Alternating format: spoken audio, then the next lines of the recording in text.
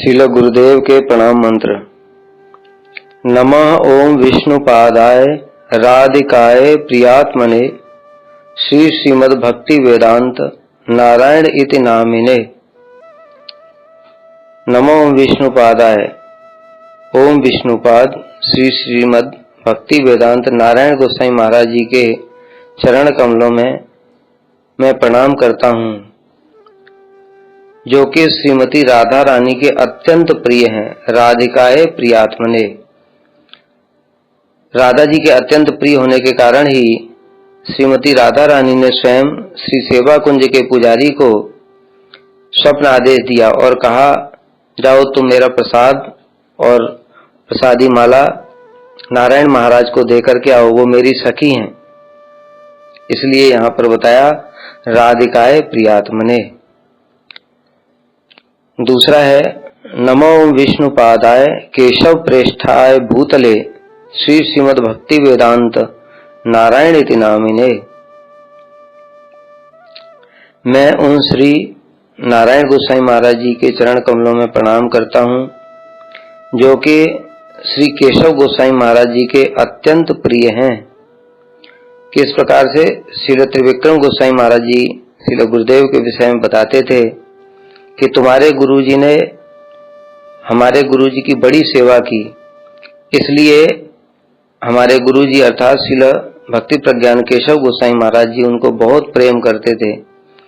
वो जो भी प्रश्न पूछते तो उसका बड़े प्रेम से उत्तर दिया करते थे, और हम लोग जब प्रश्न पूछने के लिए जाते तो कह देते, वहां पर ये किताब रखी है, इसके यहाँ पर वो उसका उत्तर देख लो।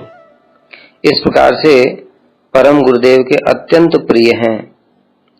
तीसरा, श्री कृष्ण लीला कथने सुदक्षम औदार्य माधुर्य गुणैश्च युक्तम वरम वरेण्यम पुरुषम महांतम नारायणम तम शिरसा नमामि। श्री कृष्ण लीला कथने सुदक्षम, जो श्री कृष्ण की लीला कथा करने में अत्यंत सुदक्ष हैं। किस प्रकार से दक्ष हैं? जब गुरुजी वृंदावन धाम का, ब्रजवासियों का, श्री राधा कृष्ण की लीलाओं का वर्णन किया करते तो साक्षात ऐसा प्रतीत होता जैसे वृंदावन धाम नेत्रों के सामने ही अवतरित हो गया है। इस प्रकार से श्री कृष्ण लीला कथन में अत्यंत सुदक्ष औदार्य माधुर्य च गुणैश्च युक्तम। औदार्य मतलब अत्यंत दयालु, महावदान्य, जिन्होंने के बद्ध जीवों पर कृपा करने के लिए सारे विश्व में 90 वर्ष की उम्र तक भी घूम घूम करके प्रचार किया और सभी को रागानुगा और रूपानुग भक्ति के लिए लोभ प्रदान किया। इसलिए अत्यंत महावदान्य हैं, जिन्होंने सर्वोत्तम संबंध, सर्वोत्तम अविधेय और सर्वोत्तम प्रयोजन प्रदान किया।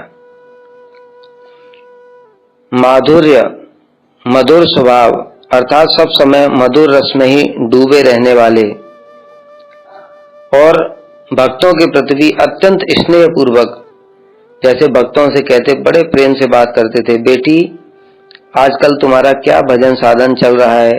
इस प्रकार से अत्यंत मधुर स्वभाव से युक्त अथवा सब समय माधुर्य रस में डूबे रहने वाले।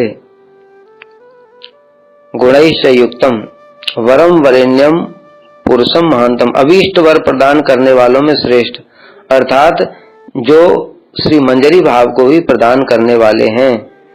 ऐसे श्रील भक्ति वेदांत नारायण गोसाई महाराज जी के चरण कमलों में मैं प्रणाम करता हूँ। चौथा, वंदे अहम श्री गुरुवरम श्री रूपानुग प्रवरम ब्रज रस रसिकम चक्रपा मूर्तिम नारायणम। मैं श्री श्रीमद् भक्ति वेदांत नारायण गोसाई महाराज जी की वंदना करता हूँ, जो श्री रूपानुग प्रवरम श्रील रूप गोस्वामी के अनुगत जनों में अत्यंत श्रेष्ठ हैं। श्रील गुरुदेव ने इस जगत में रूपानुग और रागानुग में भेद क्या है, वैशिष्ट क्या है, उस बात को प्रकाशित किया। श्रील गुरुदेव सब समय कहते थे, हम रूपानुग वैष्णवों की चरण धूलि बनना चाहते हैं।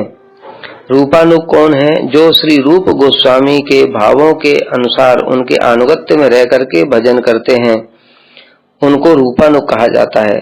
श्रील गुरुदेव कहते थे प्रत्येक रागानुग रूपानुग नहीं हो सकता, किंतु प्रत्येक रूपानुग रागानुग है। इस प्रकार से श्रील गुरुदेव ने रूपानुग और रागानुग के वैशिष्ट्य को समझाया और जो सब समय श्री रूप गोस्वामी के भावों के अनुसार ही भजन किया करते थे। इस प्रकार से ब्रज रस रसिक, सब समय ब्रज के रस में डूबे रहने वाले श्रील गुरुदेव को मैं प्रणाम करता हूँ। 5वां, युगाचार्य प्रभुं वंदे नारायणं करुणामयम् राधा दास्यम लोभम तत्वा तारयते भुवन त्रयम्। मैं उन करुणामय श्री श्रीमद् भक्ति वेदांत नारायण गोसाई महाराज जी की वंदना करता हूँ, जो युगाचार्य श्रील गुरुदेव को ब्रज के सभी आचार्य विद्वानों ने मिलकर के युगाचार्य की उपाधि प्रदान की और जिन्होंने राधा दास से लोभम तत्व, राधा जी के चरणों के दासी बनने के लिए जिन्होंने लोभ प्रदान किया जगत को। श्रील गुरुदेव सब समय एक ही बात कहते थे, देश विदेश, छोटा बच्चा, बड़ा बच्चा अथवा पुराना साधक कोई भी हो, सभी को गुरुजी कहा करते थे कि हमारा लक्ष्य क्या है, राधा दास्यम। यहाँ तक कि विदेशी भक्त जो जानते भी नहीं है, चाइनीज हैं, रशियन है, वो सब भी गुरुजी का संग करके उनके अंदर भी यह भाव स्थिर हो गया था कि राधा जी के चरणों की दासी बनना ही हमारे जीवन का एकमात्र लक्ष्य है।